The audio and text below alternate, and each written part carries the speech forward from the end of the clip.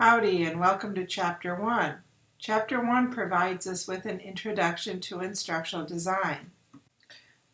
The learning objectives this week include being able to describe the overall nature of the course, being able to locate everything in eCampus, to be more familiar with me and how to contact me as well as my teaching assistant, Donald. Be familiar with other class members, and that's through the bio discussion you'll be doing. You need to locate and meet with your group virtually.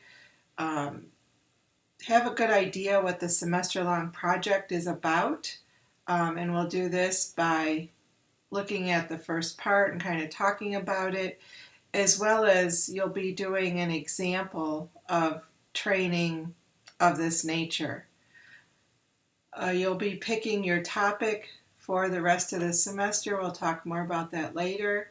And you'll read Chapter 1 in the Dick and Carey text and be able to talk about the instructional design model, what it involves, the basic components, talk about how one item becomes the input for the next item. And we'll also talk about some learning theories that are the basis of the model. I found this a very interesting quote because when designing and implementing training, it doesn't matter how great the training looks or how much time, effort, and money were invested or even the topics covered. Training needs to end up with results. These results need to be the intended or wanted results. I think of this as the transfer of training, if you remember that concept from Foundations.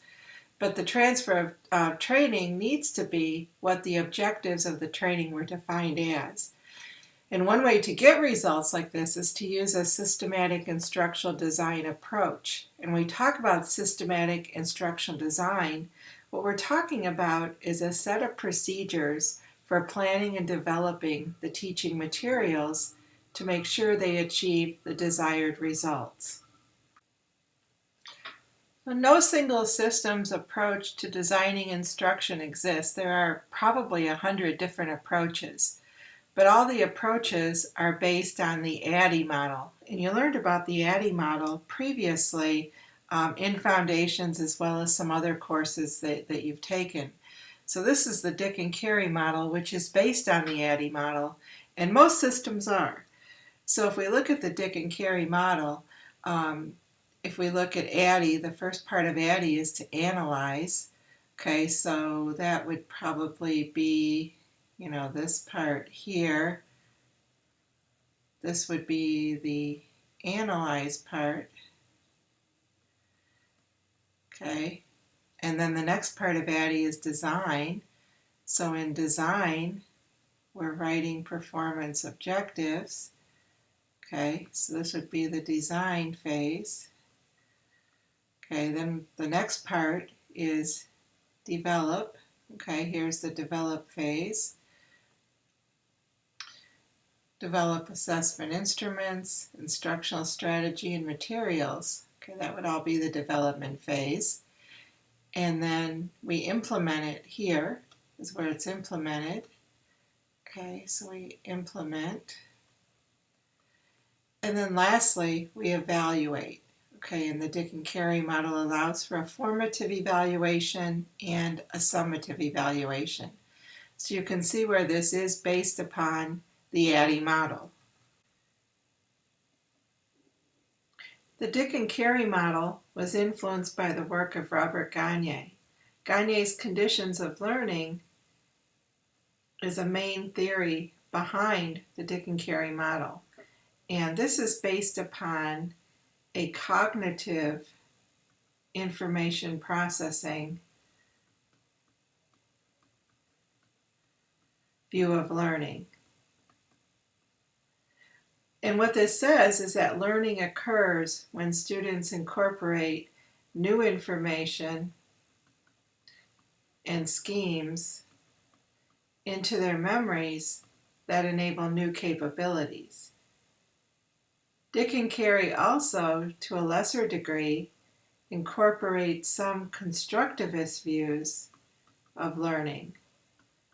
I don't know if you've studied this in any of your classes, but constructivism is a view of learning that considers learning to be a unique product constructed by each individual learner, and where learners take new information and experiences, combine it with existing knowledge to make new sort of mental representations of what's going on in their environment.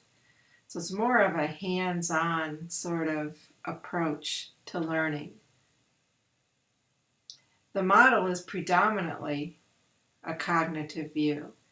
Okay, and you'll see that as we go through, although, once in a while you'll see some constructivist type activities as well.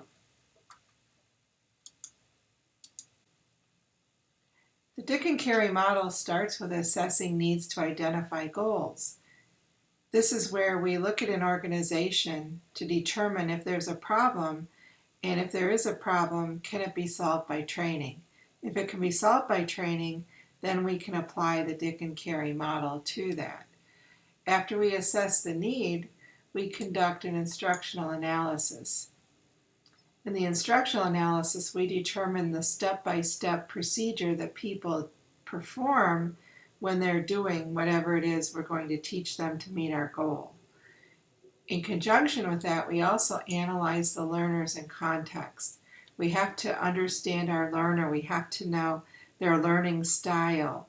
We have to know their demographics. We need to know prior knowledge that they have or lack of knowledge and skills.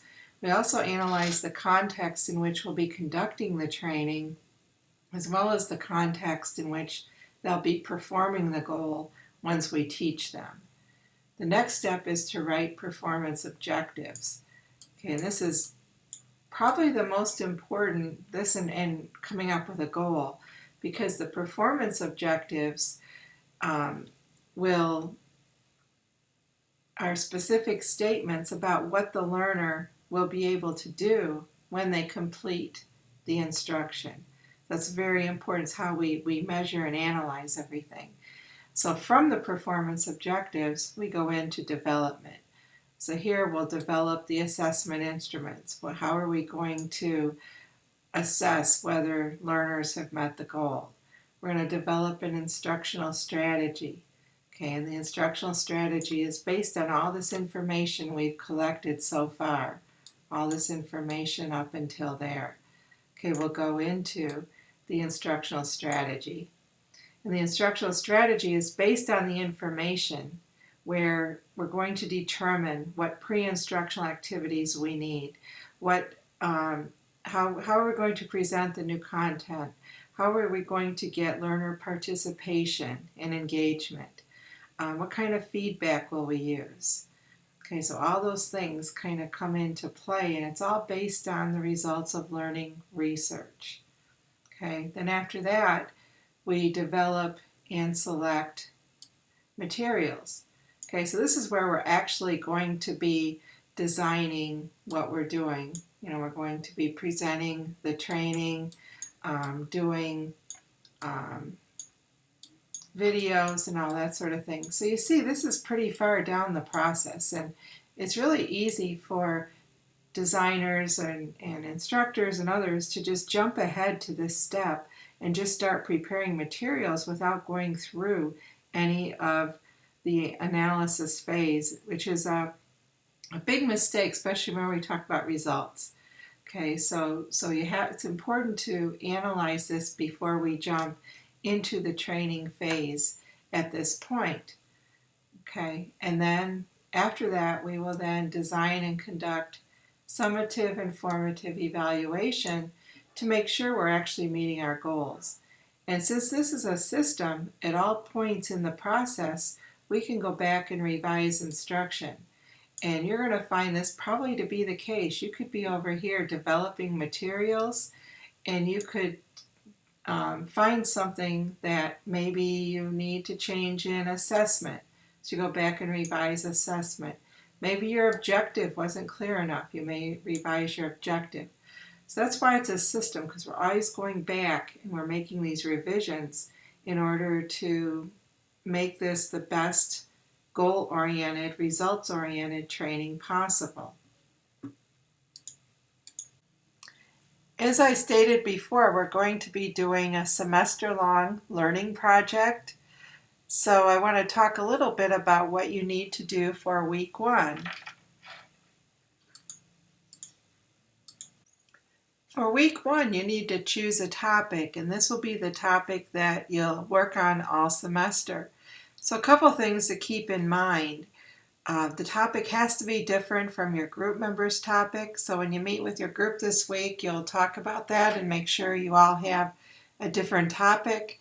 The topic needs to involve training needed in a company or a nonprofit agency or a governmental unit, something like that. So it needs to be to address some sort of a problem that an organization may have. And this could be somewhere you work right now, or somewhere maybe you want to work in the future, or just addressing a problem that you know to be a common problem in organizations.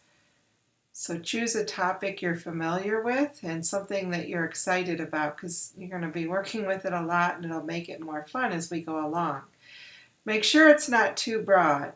Okay, and that's important because if it's too broad, you won't be able to meet the objectives. For instance, if I said I wanted to teach somebody customer service skills, that's very broad, versus breaking it down to a particular part of customer service skills, maybe making the customer feel welcome, or closing, how you close with a customer.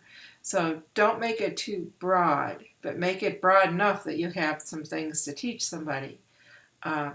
Very important, choose a topic you think would lend itself to an online tutorial, because we're going to be developing online training.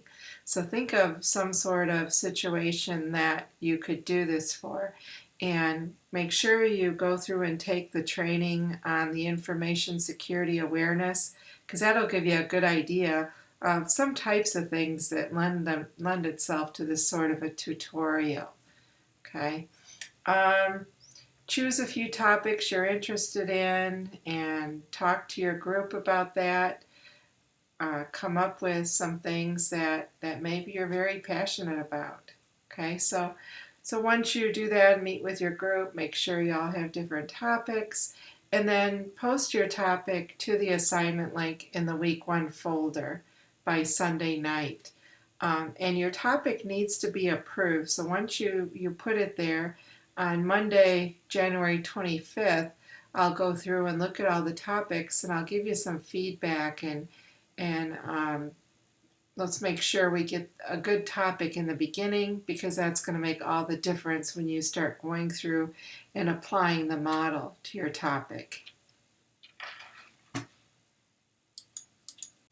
That's it for Chapter 1. I hope you're looking forward to developing your learning project. Thank you.